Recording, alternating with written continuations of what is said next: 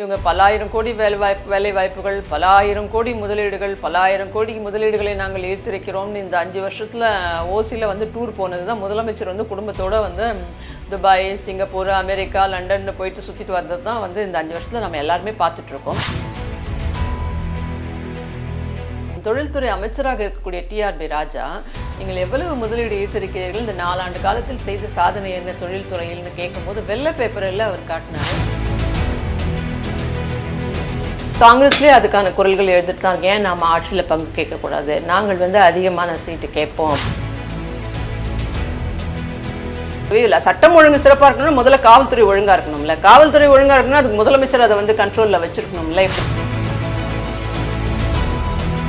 எந்த தனியார் பார்க்குக்குள்ளே போய் பாருங்கள், பூங்காக்களில் இன்னைக்கு போலீஸ் ரவுண்ட்ஸ் வருதா? நைட்டில் போலீஸ் உருப்படியாக ரவுண்ட்ஸ்க்கு வராங்களா? இன்னைக்கு பெண்களுக்கு பாதுகாப்பு இருக்கா? இதெல்லாம் போலீஸ் ஒழுங்காக நடந்துட்டு இருந்தால் இந்த பிரச்சனைகள்லாம் ஏன் வரப்போகுது?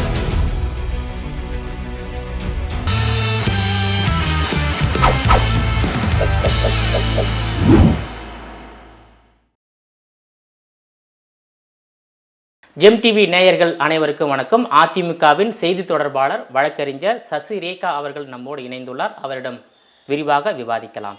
மேடம் வணக்கம். வணக்கம். இப்போது தென்கொரிய நாட்டை சேர்ந்த ஒரு காலனி நிறுவனம் ஸ்வாசங் என்ற என்டர்பிரைஸ் என்ற நிறுவனம் தூத்துக்குடியில் தனது தொழிற்சாலையை தொடங்குவதாக இருந்தது. 1720 கோடி மதிப்பீட்டில். அதன் மூலமாக ஏறக்குறைய 20,000 பேருக்கு வேலை வாய்ப்பு கிடைக்கும் என்று தமிழக தொழில்துறை அமைச்சர் டிஆர்பி ராஜா தெரிவித்திருந்தார். அந்த நிறுவனம் தற்போது தமிழகத்தில் இருந்து ஆந்திர மாநிலத்துக்கு மாறியுள்ளது. ஆந்திரா மாநிலத்தான் தொழில் தொடங்க போகிறாங்க.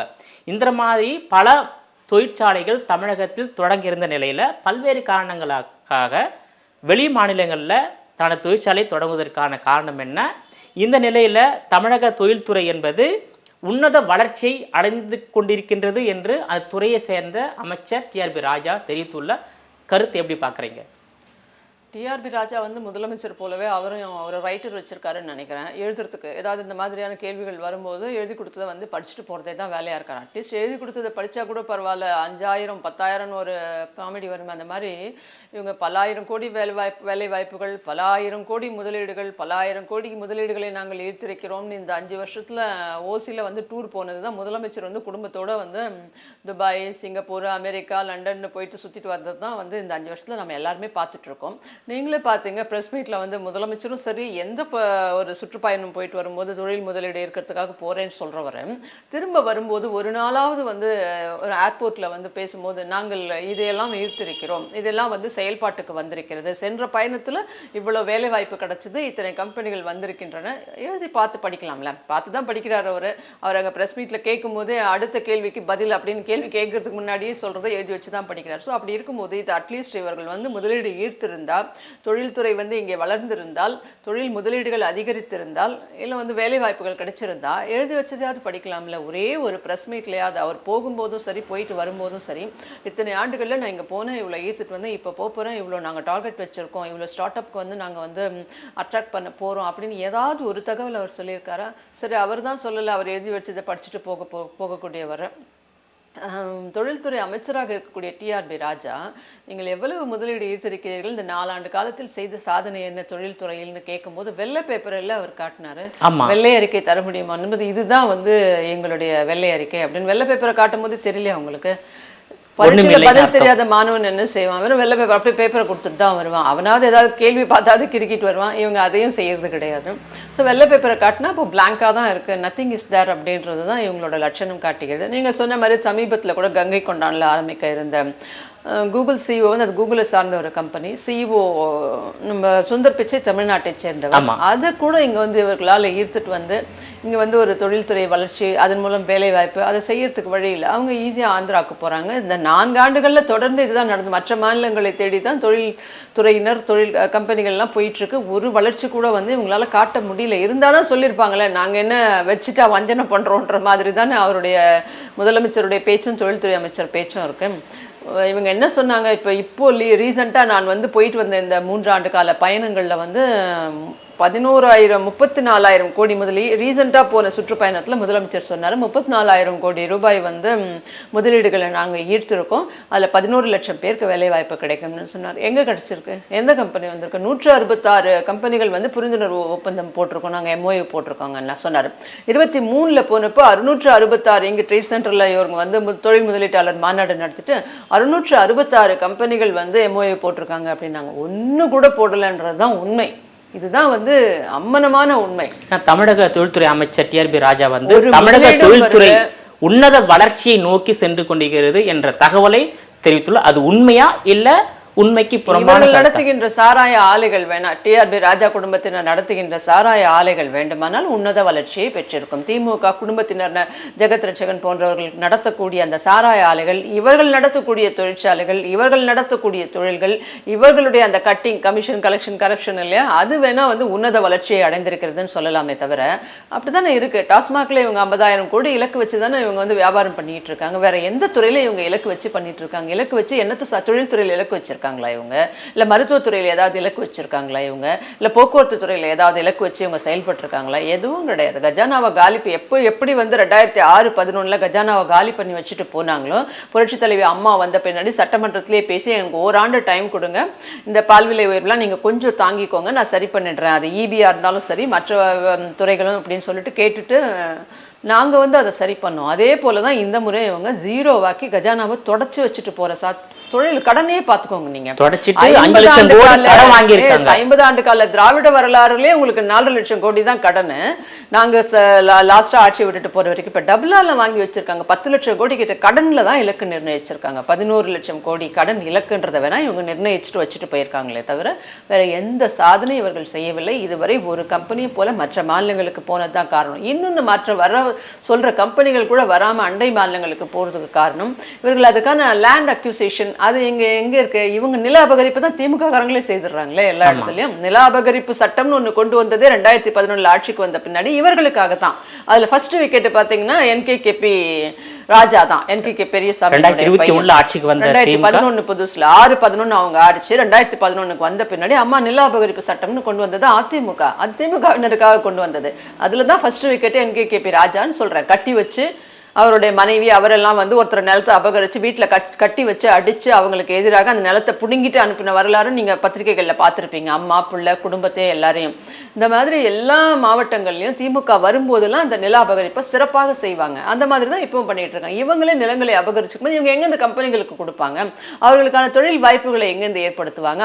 அவர்களுக்கான நிலவளமா இருந்தாலும் சரி, நீர்வளமாக இருந்தாலும் சரி, சுற்றுப்புற சூழல் இதெல்லாம் அமைச்சு கொடுக்கவே வக்கற்ற ஒரு ஆட்சியாக இது இருக்கிறது. அப்புறம் யார் வருவாங்க? இங்க ஊழல் மலிந்து கிடக்கிறது. நில அபகரிப்புன்றது பெரிய ஊழல் இவங்க செய்யும் ஆட்சியில். அது எப்பவுமே அதை செய்வாங்க. அவங்க கொலை, கொள்ளை, கற்பழிப்பு, கள்ளச்சாராயம், கஞ்சா கடத்தல் இது எல்லாவற்றையும் தாண்டி நில அபகரிப்பும் சேர்த்து பண்ணாதான். இந்த கடைகள்லாம் கத்திரிக்காய் வாங்கினா கொஞ்சம் கருவேப்பிலை கொடுங்கன்னு வாங்க பார்த்தீங்களா? அது போல நில அபகரிப்பு பண்ணாதான் திமுகவினருக்கு தூக்கம் வரும். 5 ஆண்டு ஆட்சியை முடிச்ச மாதிரி இருக்கும்.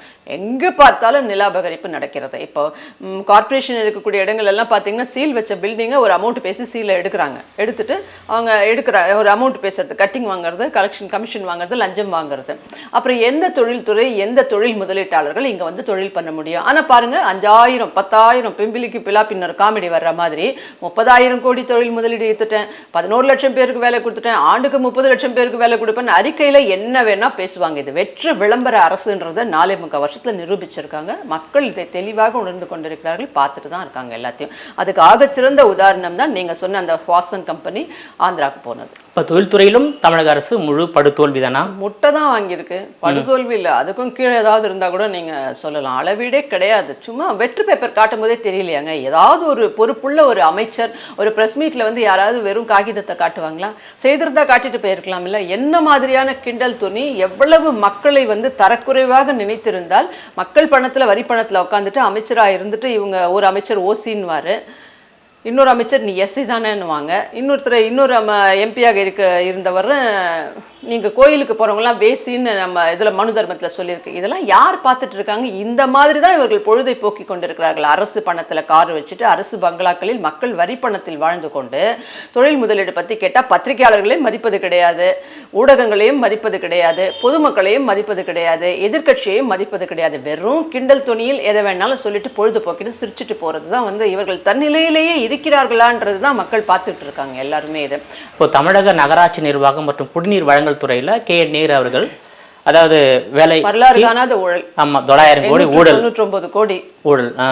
இந்த ஊழல்ல வந்து இன்னும் அவர் மீது எஃப்ஐஆர் வந்து டிஜிபி அவர்கள் பதிவு செய்யல. இதை எதிர்க்கட்சி எப்படி பார்க்கிறது? கேவலமா பாக்குது. இதுல என்ன சந்தேகம்? பாருங்க, அது நான் சொன்னல, எல்லா அமைச்சர்களும் நீங்க ஒரு துறை கேட்டீங்க, தொழில்துறை பத்தி, எல்லாமே ஊழலில் மலிந்திருக்கிறது.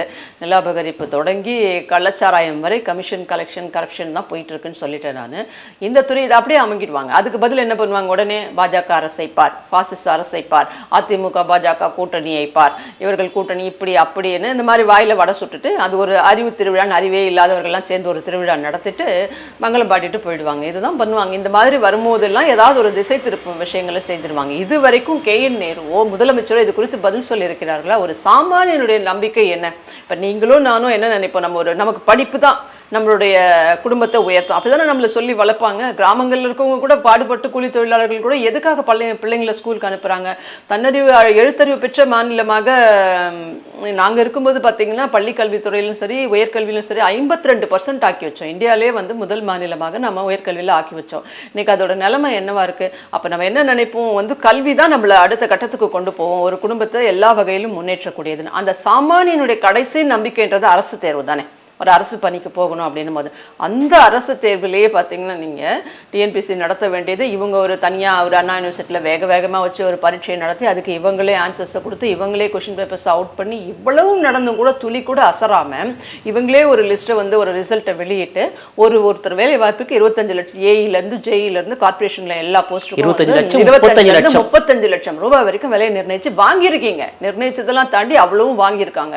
899 கோடி ஊழல் சொல்கிறாங்க. அதற்கு வாட்ஸ்அப் ஆதாரங்கள்ல இருந்து அவருடைய KN நேருவோட தம்பி அண்ணன் போன்றவர்கள் நடத்தக்கூடிய அந்த சிஸ்டர் கன்சர்ன்ல இருந்து அதிலிருந்து இருக்கக்கூடிய எவிடன்ஸ்ல இருந்து அவங்களுடைய வாட்ஸ்அப் சாட்ல இருந்து அவங்க அந்த ஆடியோல இருந்து எல்லாத்தையும் எடுத்து கொடுத்துருக்காங்க. இன்னும் கூட காவல்துறை தலைவர் வந்து சின்ன விஷயத்து கூட அவர் வந்து அதை பத்தி ஒரு எஃப்ஐஆர் போடுறதுக்கோ அது மேல சின்ன ஒரு நடவடிக்கை எடுக்கிறதுக்கோ கூட முடியல. அப்படின்னாக்கா இந்த ஆட்சியில் காவல்துறை முதல்ல என்ன லட்சணம் இருக்கு? டிஜிபி வெங்கட்ராமனே வந்து விதிமுறைப்படி நியமனம் செய்யல.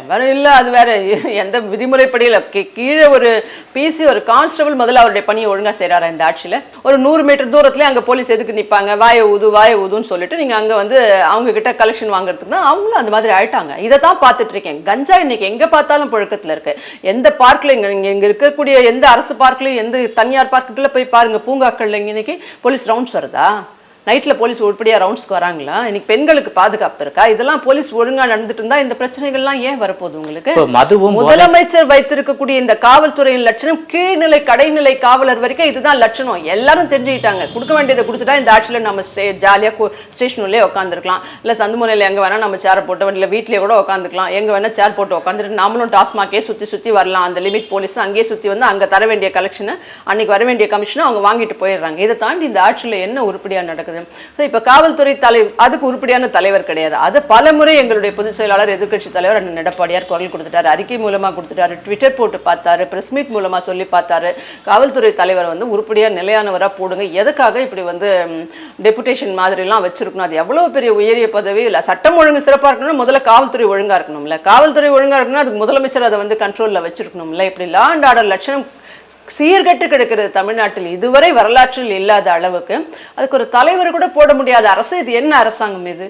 ஏன் இது குறித்து எல்லாம் திமுக கூட்டணியில் உள்ள கட்சிகள் வாய் திறக்காம இருக்காங்களே, என்ன காரணம்? அவங்க முதலமைச்சர் வெள்ளக்காக்கா பறக்குதுன்னு ஆமா பறக்குது, நமக்கு என்ன வரும்? அவங்களும் அதான் கலெக்ஷன் கமிஷன் கரப்ஷன்ற மாதிரி மாறிட்டாங்களோன்ற சந்தேகம் மக்களுக்கு எழுது. இன்னைக்கு மக்கள் எல்லாம் அரசியல் பெரிதாக எடுத்துக்கொள்ளாமல் தேர்தல் நேரத்தில் மட்டும் யாருக்கு ஓட்டு போடலாம் அப்படின்றத மக்கள் இந்த ஆட்சி 5 வருஷம் என்ன செய்திருக்கு சீர்தூக்கி பார்த்து அப்படின்னு நினைக்கும் போது, அம்மாலாம் இருக்கும்போது புரட்சி தலைவர் இருக்கும்போது எங்க அண்ணன் எடப்பாடியார் இருக்கும்போதெல்லாம் இந்த ஆட்சியில் என்ன நடந்தது, ஏது நடந்தது? சிறப்பான திட்டங்கள் தராங்க. கொரோனா காலத்திலயும் நல்லா 8 மாசம் ரேஷன் கனெக்ஷன்லாம் கொடுத்தாங்க. வீடு தேடி திட்டங்கள் போய் சேர்ந்தது. இன்னைக்கு ரீசெண்டாக போன 21 அண்ணன் எடப்பாடியார் ஆட்சி வரைக்கும் பெரிய பேரிடர்கள்லாம் வந்தபோது அரசின் திட்டங்கள் மக்களுக்கு சென்று சேரும் அளவுக்கு மக்களோடு அரசு நேரடி தொடர்பில் இருந்தது. அதனால மக்கள் வந்து இதை வந்து நல்லாட்சி நடக்குதுன்னு நிம்மதியாக இருந்தாங்க. ஆனால் இன்னைக்கு மக்கள் பார்த்தீங்கன்னா மிகவும் வேதனையோடு, மிகவும் அவல நிலை. பாருங்க, இன்னைக்கு வயதான பெற்றோர்கள் தனியாக வாழ முடியுதா? எங்கேயாவது தொடர் கொலைகள் நாமக்கல் சைடு பார்த்தீங்கன்னா. அப்புறம் பெண்கள் இன்னைக்கு பாதுகாப்பாக போக முடியுதா? கேட்டால் நீ ஏன் அத்தனை மணிக்கு போனேன், நீ ஏன் இத்தனை மணிக்கு போனேன், நீ ஏன் அவனோட பேசின, நீ ஏன் இவனோட பேசினன்ற இந்த 10ஆம் பசலி காலத்தினுடைய 100-200 ஆண்டு பின்னாடி தானே இந்த ஆட்சி நடத்துகிற. அந்த மாதிரி தானே அமைச்சர்களே பேசிக்கிட்டு இருக்காங்க. ஆட்சி நடத்துகிற லட்சணம் அப்படி தானே இருக்கு. இது எதுவும் இருட்டில் ஆட்சி குருட்டு ஆட்சி தான் நடைபெற்று கொண்டிருக்கிறது. அப்புறம் இப்போ யார் பாதிக்கப்பட்டார்களோ அவர்கள் மேலேயே கம்ப்ளைண்ட் சொல்கிற ஆட்சியாக தானே இது போய்கிட்டு இருக்கு. இது இல்லை, கூட்டணி கட்சிகள் வந்து இந்த 2026 மீண்டும் திமுக தலைமை ஏற்றுக்கொள்ளுமா இல்ல வெளியேறி? நீங்க கூட்டணி கட்சின்னு இன்னொரு விஷயம் நினைவுக்கு வருது. கூட்டணி இப்போ ஒரு வழக்கறிஞர் போறாரு, அவர் வண்டியை போய் இவங்களே இடிச்சிட்டு திரும்பி பார்த்தாலே அவர் பார் கவுன்சில் வரைக்கும் உள்ள வரைக்கும் அடிச்சு துரத்திட்டு போற ஒரு நிலைமையில தான் இன்னைக்கு கூட்டணி கட்சிகளின் நிலைமை இருக்கிறது. இவங்க எங்கேருந்து அவங்க திமுகவினருக்கு ஏற்ற மாதிரி இவங்கள மாறிட்டாங்கன்றது தான், இல்லை அவங்க இவங்கள மாத்திட்டாங்களான்னு தான் எல்லாரும் பார்த்துட்டு இருக்காங்க. 2026 திமுக தனித்து விடப்படுமா இல்ல இந்த கூட்டணி தொடருமா? தொடர்வதற்கு வாய்ப்பே கிடையாது. ஏன்னா எல்லாருமே வந்து காங்கிரஸ், விசிக, இடதுசாரி, மதிமுக போன்ற பல கட்சிகள் இருக்கின்றது. இதெல்லாம் தொடருமா இல்ல வெளியேறுமா? கூட்டணின்றது வந்து பழம் நழுவி பாலில் விழுமான்னு நாமினேஷனுக்கு முன்னாடி வரைக்கும் காத்திருந்த கட்சி திமுக. ஆட்சி முடியும் போது, ஏன்னா இந்த ஆட்சி மக்களுக்கு வந்து சுத்தமாக நம்பிக்கை கிடையாது.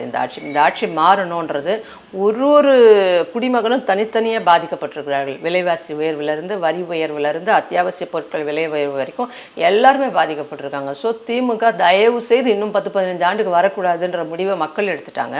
அதனால் அது அந்த கூட்டணி கட்சியினருக்கும் நல்லா தெரியும். நிச்சயமாக அந்த கூட்டணியில் அவர்கள் தொடர்ந்து அதே கூட்டணி நிலைப்பதற்கு வாய்ப்பே கிடையாது.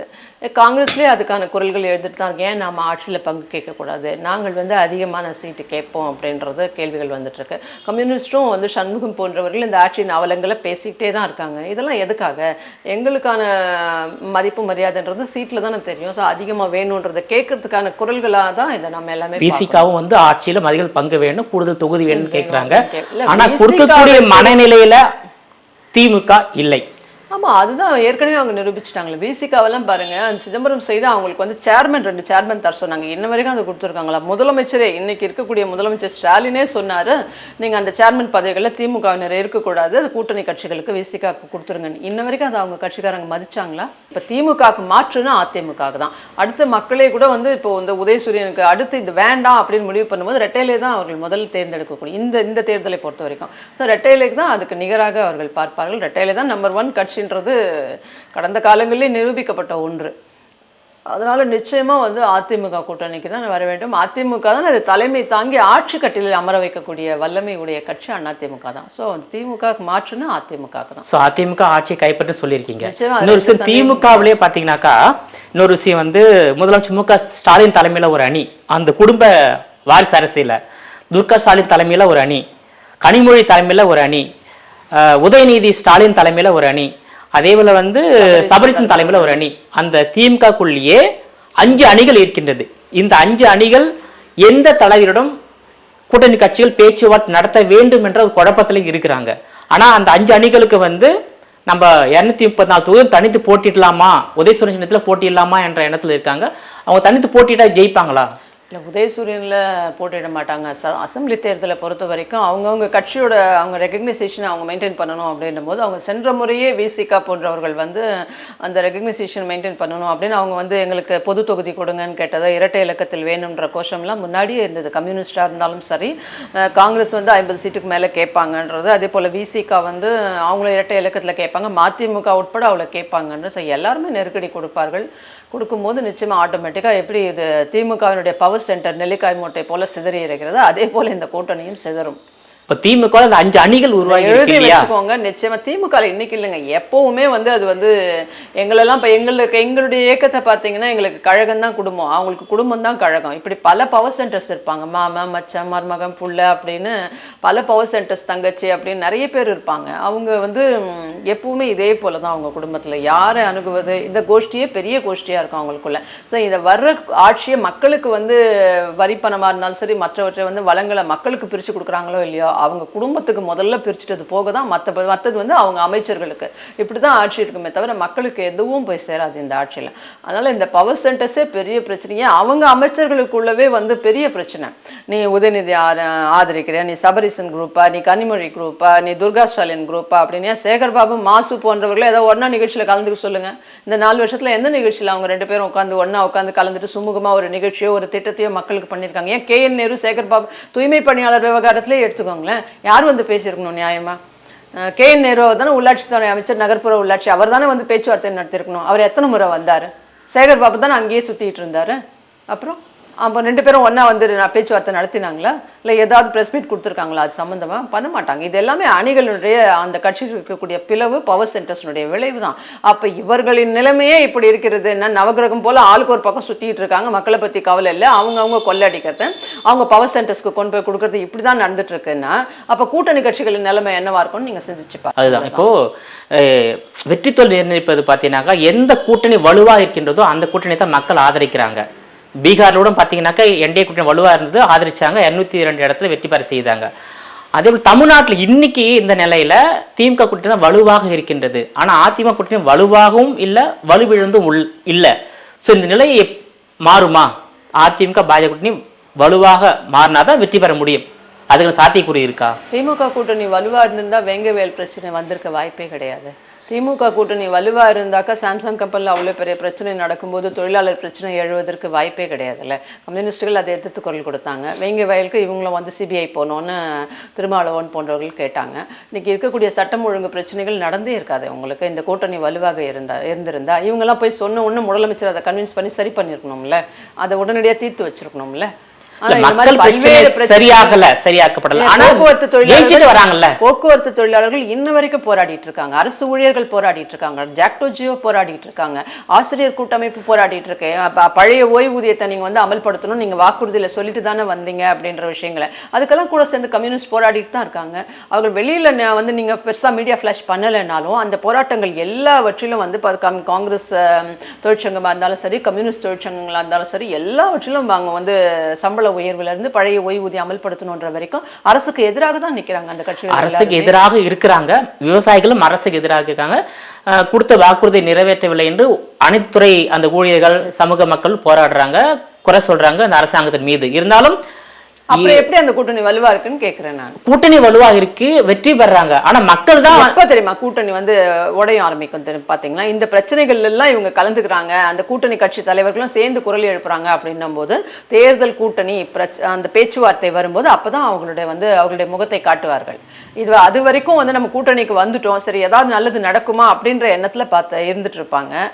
இந்த ஜனவரி டிசம்பர் முடிஞ்சதும் பாருங்க நீங்க, காட்சிகள் எல்லாமே மாறத்தான் போகுது, காலமும் மாறி இந்த விளம்பர அரசுக்கு ஒரு முடிவு கட்டத்தான் படும். ஆனால் அதிமுக கூட்டணி பற்றி சொல்கிறேன், நாங்கள் வந்து தனிச்சே நின்று வெற்றி பெற்றவர்கள். அது MP எலெக்ஷனாக இருந்தாலும் சரி, MLA எலெக்ஷனாக இருந்தாலும் சரி, கடந்த தேர்தலில் கூட வந்து நாங்கள் BJP கூட்டணியோடு இருக்கல. MP தேர்தலில் பார்த்தீங்கன்னா ஆனால் எப்போவுமே நாங்கள் வந்து எங்களுடைய நலத்திட்டங்கள் பாசிட்டிவ் மேனிஃபெஸ்டோஸ் தான் எங்களது எப்போவுமே பார்த்தீங்கன்னா. அதே போல் பாசிட்டிவ் ப்ரொபகண்டாஸ் தான் நாங்கள் வந்து எங்களது என்ன பண்ணியிருக்கோம், முதல்ல களத்தில் நிற்கும் அதிமுக, என்ன பண்ணியிருக்கோம், என்ன பண்ண போகிறோம். இவர்களை மாதிரி இந்த சீட்டிங் ஃபெலோஸை 420 சொல்லுவாங்க பாருங்க, அது மாதிரி 520 திமுக கிடையாது. எங்களது 520 பொய் வாக்குறுதிகளை கொடுத்துட்டு ஒன்று கூட உருப்படியாக நிறைவேற்றாம கூட்டணி கட்சிகள் உட்பட அவங்களே அந்த கட்டிங் கலாச்சாரத்துக்குள்ள கொண்டு போய் வைக்கிற கட்சி கிடையாது திமுக. இன்னைக்கு திமுக கூட்டணியை பற்றி மக்கள் என்ன பேசிக்கிறாங்க நீங்களே களத்தில் விசாரிச்சு பாருங்க. ஏன்னா இப்படி போய் தன்னுடைய கொள்கைன்றதையே கம்யூனிஸ்டுகளும் சரி, ஒடுக்கப்பட்டவர்களுக்காக வந்தவர்கள் சொன்ன விடுதலை சிறுத்தைகளாக இருந்தாலும் சரி, போராடும் குணத்தை இயல்பாக கொண்டு சின்ன சின்ன விஷயங்களுக்கெல்லாம் உண்டி குலுக்கி போராட்டம் நடத்தி கொண்டிருந்த கம்யூனிஸ்டுகளாக இருந்தாலும் சரி, கத்தி ஓங்கி பார்லிமெண்ட்லாம் குரல் கொடுத்த மதிமுக, வைகோ போன்றவர்கள் அம்மா இருக்கும் போதும் சரி, ஈவன் கருணாநிதி இருக்கும் போது சரி குரல் கொடுத்தவர்கள் இன்றைக்கு இப்படி அடங்கி கிடக்கிறார்கள் என்றால் இது என்ன கூட்டணி, இது தேவைதானான்ற நிலைமைக்கு அந்த திமுக மேல என்ன மாதிரியான அந்த mind set, negative mind set, வெறுப்பு மக்களுக்கு இருக்கிறதோ அது நிச்சயம் அதனுடைய கூட்டணி கட்சிகள் மீதும் சேர்ந்தே படர்ந்திருக்கிறது. அதை அவர்கள் உணர்ந்து கொண்டு நிச்சயம் வெளியில் வருவார்கள். உணரத்தான் வேண்டும், உணரலைன்னா அவர்களும் சேர்ந்து வீட்டுக்கு போறது உறுதி. அதிமுக பாஜக கூட்டணி எத்தனை இடங்களில் வெற்றி பெறும் வரும் என்ற ஒரு ஏதாவது நம்பிக்கை இருக்கா? அதிமுகவை பொறுத்தவரை நாங்க பாஜகவோட கூட்டணியில் இருக்கும் போதும் சரி, இல்லாத போதும் சரி, எங்களுடைய கொள்கைகளை பொறுத்தவரை அது இருமொழி கொள்கையாக இருந்தாலும் சரி, ஹிந்தி எதிர்ப்பாக இருந்தாலும் சரி, எங்களுடைய கொள்கையில தெளிவாக இருப்போம் நாங்கள் எப்பவுமே. அதே போல இந்த ஆளுநருக்கு எதிரான தீர்மானங்களாக இருந்தாலும் சரி, அவருக்கு எதிராக அந்த 162 பயன்படுத்தி 7.5 கொண்டு வந்தது, மருத்துவ உள்ஒதுக்கீடு கொண்டு வந்ததாக இருந்தாலும் சரி, எல்லாவற்றிலும் ஆல் பாஸ் போட்டதா இருந்தாலும் சரி, அதே போல ஆல் இந்தியா டெக்னிக்கல் எஜுகேஷன் விவகாரங்கள் அந்த 5 ஸ்டார் எமினன்ட் அந்தஸ்து கொடுக்குறேன் நாங்கள் அண்ணா யூனிவர்சிட்டிக்கு, அதை ஆளுநர் ஆதரிச்சாரு. நாங்கள் அதெல்லாம் ஆதரிக்கவே இல்லை, தேவையில்லை அப்படின்றது, இடஒதுக்கீடு பாதிக்கப்படும், எல்லாமே நாங்கள் எதிர்த்து தான் பண்ணோம். ஆளுநருக்கு எதிராகவும் சரி, பிஜேபிக்கு எதிராகவும் சரி. அதே போல் அவங்களை எதிர்த்து தான் நாங்கள் வந்து போராடி தான் 11 கல்லூரியை நாங்கள் வாங்கிட்டு வந்தோம். அவர்களை எதிர்த்து நாங்கள் வழக்கு போட்டிருந்தோம் காவிரி ஆணையம் அமைக்கிற விவகாரத்தில். இன்னைக்கு இருக்கு, மத்திய பாஜக அரசை எதிர்த்து தான் நாங்கள் போட்டு வச்சிருந்தோம். இவங்க மேகதாட்டு அணையை இவங்க கூட்டணியில தான் இருக்காங்க, பிரச்சாரத்துக்குலாம் போறாங்க. டிகே சிவகுமார் அங்கே தான் இருக்காரு, இன்னும் ஒரு 200 150 300 கிலோமீட்டர் தான் இருக்கும் பெங்களூர். எல்லாவற்றிற்கும் பிரச்சாரத்துக்கு உட்பட போகக்கூடிய பிசிக தலைவர் திருமாவளவனாக இருந்தாலும் சரி, முதலமைச்சராக இருந்தாலும் சரி, அந்த புள்ளி கூட்டணியில் இருக்கக்கூடிய சிவகுமார்ட்ட போய் நீங்கள் அணை கட்டாதீங்க, எங்கள் விவசாயிகளுடைய டெல்டா வாழ்வாதாரமே பாதிக்கப்பட்டு விடும் ஒரு அறிக்கை கூட விட முடியலையே இவங்களால. அப்புறம் என்ன கூட்டணி இது? கூட்டணின்றது என்னது? பேரறிஞர் சொன்ன மாதிரி கூட்டணி என்பது மேகங்கள் கூடி மழை பொழிவதாக இருக்க வேண்டும். பேரறிஞர் அண்ணா சொன்ன மாதிரி கூட்டணி என்பது மேகங்கள் கூடி மழை பொழிவதாக இருக்க வேண்டும், காகங்கள் கூடி கரைவதாக இருக்கக்கூடாது. இந்த கூட்டணி காகங்கள் கூடி கரைவது போல தானே கத்திட்டு இருக்கீங்க. எப்பெல்லாம் நீங்கள் பெரிய பெரிய தவறுகளை செய்கிறீர்களோ, மாநில நலனை விட்டு கொடுக்கிறீர்களோ, அப்பெல்லாம் நீங்க பாசிச அரசு, பாஜக அரசு, அதிமுக கூட்டணி, எங்களுடைய உட்கட்சி விவகாரங்களை தான் பேசிக்கிட்டு இருக்கீங்க. ஒன்றுத்துக்கும் பைசா பெறாத, ஒண்ணுமே இல்லாத விவகாரங்களை ஊதி பெருசாக்கி பேசிக்கிட்டு இருக்கீங்களே தவிர, நீங்க எதிர்கட்சியாக இருக்கும்போது கோ பேக் மோடின்றது, கருப்பு பலூன் ஓடுறது, நீங்க ஆளுங்கட்சியாக வந்த பின்னாடி வெல்கம் மோடின்னு சொல்றது, அப்போ மோடி வந்தாலும் அமைதி காப்பது, இந்த மாதிரி விஷயங்கள் தானே செய்துட்டு இருக்கீங்க. அவங்கள ஆதரிச்சோ எதிர்த்தோ இது வரைக்கும் இந்த அரசும் இந்த கூட்டணி கட்சிகளும் என்ன கொண்டு வந்திருக்காங்க? சரி, இந்த மேகதாட்டா இருந்தாலும் சரி, காவிரி உரிமையா இருந்தாலும் சரி, நீட்டா இருந்தாலும் சரி, பாராளுமன்றத்தில் 40 பேர் இருக்கீங்க உங்கள் கூட்டணி கட்சிகளோடு சேர்ந்து. எத்தனை முறை நீங்கள் பாராளுமன்றத்தை ஸ்தம்பிக்க வைத்தீர்கள்? எத்தனை முறை நீங்கள் வந்து இந்தியாவே திரும்பி பார்க்கும் அளவுக்கு நீங்க டெல்லியில குரல் கொடுத்தீங்க? ஏதாவது இந்த 4.5 வருஷத்துல, அதுக்கு முன்னாடி ஒரு 5 வருஷம் எம்பி அத்தனை வின் பண்ணீங்க, நீங்க ஏதாவது குரல் கொடுத்திருக்காங்களா? இவங்க திருமாவளவன் போன்றவர்களும் தான் இருக்காங்க. பார்லிமெண்ட்ல என்ன ஸ்தம்பிக்க வச்சுங்க? எத்தனை முறை குரல் கொடுத்தீங்க? என்ன மாநில உரிமையை நீங்க நிலைநாட்டிட்டீங்க? அப்புறம் தனியாக கட்சி நடத்தி என்ன பிரயோஜனம் இவர்களை போன்றவர்கள்? அந்த லட்சணத்தில் தான் இந்த கூட்டணி இருக்கிறது. ஆனால் எங்களை பொறுத்த வரைக்கும் நான் சொன்ன மாதிரி அவங்ககிட்ட கூட்டணியில் இருக்கும்போதும் சரி, இல்லாத போதும் சரி, என்னென்ன உரிமைகள் இருக்கிறது, பாதுகாக்கப்பட்ட வேளாண் மண்டலமாக இருந்தாலும் சரி, முல்லை பெரியார் இருந்தாலும் சரி, காவிரி ஆணையம் அமைச்சதாக இருந்தாலும் சரி, காவிரி உரிமையாக இருந்தாலும் சரி, நீட் உரிமையாக இருந்தாலும் சரி, 11 மருத்துவக் கல்லூரிகள் கொண்டு வந்ததாக இருந்தாலும் சரி, எய்ம்ஸை வாங்கிட்டு வந்ததாக இருந்தாலும் சரி, எல்லாமே எங்கள் ஆட்சியில் நடைபெற்றது. அந்த எய்ம்ஸ் கட்டி முடிச்சிங்களா? எத்தனை முறை குரல் கொடுத்தீங்க அதுக்காக? நீங்கள் எய்ம்ஸ் இன்ன வரைக்கும் ஒரு செங்கலை காட்டினாரு.